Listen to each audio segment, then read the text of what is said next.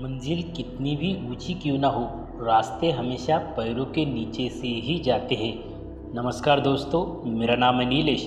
मैं आपको आज एक सुंदर कथा सुनाने जा रहा हूँ। दोस्तों, एक गांव में एक कुटिया में गुरु सहित कुछ शिष्य भी रहते थे।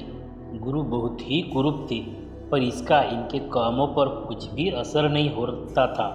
एक दिन वह खुद को अकेले आश्रम में पाते हैं, इसीलिए वह खुद का चेहरा आईने में देख लेते हैं। तभी उनका शिष्य अचानक से कमरे में आता है और गुरुजी की तरफ मुस्कुराते हुए देखकर चला जाता है। वह कुछ बोला ही नहीं, सिर्फ मुस्कुराने लगा। तब गुरुजी शिष्य की मुस्कुराहट देखकर समझ गए और कुछ देर बाद बोले, मैं तुम्हारे मुस्कुराने का मतलब समझ चुका हूँ। शायद तुम सोच रहे हो कि मुझ जैसा कुरूप आदमी आईना भला क्यों देख रहा है। तब शिष्य कुछ नहीं बोला, उसका सिर शर्म से नीचे झुका हुआ था।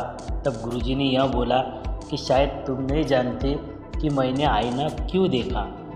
तब शिष्य बोला, गुरुजी आपने फिर आईना क्यों देखा। तब गुरुजी ने कहा, मैं कुरूप हूँ, इसलिए रोज़ाना मैं आईना देखता हूँ। आईना देखकर मुझे अपनी कुरूपता का भान हो जाता है। मैं अपने रूप को जानता हूँ, इसीलिए मैं हर रोज़ कोशिश करता हूँ कि मैं कुछ अच्छे कर्म क्यों करूँ ताकि मेरी कुरूपता जो है वो ढक जाए।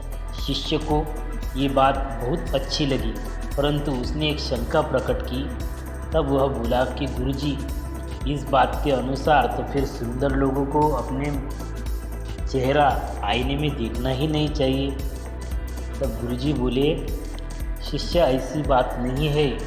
तब गुरुजी उसे समझाते हुए बोले, उन्हें भी आईना अवश्य देखना ही चाहिए, इसीलिए ताकि उन्हें ध्यान रहे कि वे जितने सुंदर दिखते हैं ना, उतने ही उनके कर्म भी सुंदर हो, ताकि उनकी जो सुंदर चेहरा है वो कहीं छिप ना जाए और परिणाम स्वरूप उन्हें कुरूप ना बना दे। शिष्य को गुरुजी की यह बात रहस्य मालूम हुआ, वह गुरु के आगे नतमस्तक हो गया।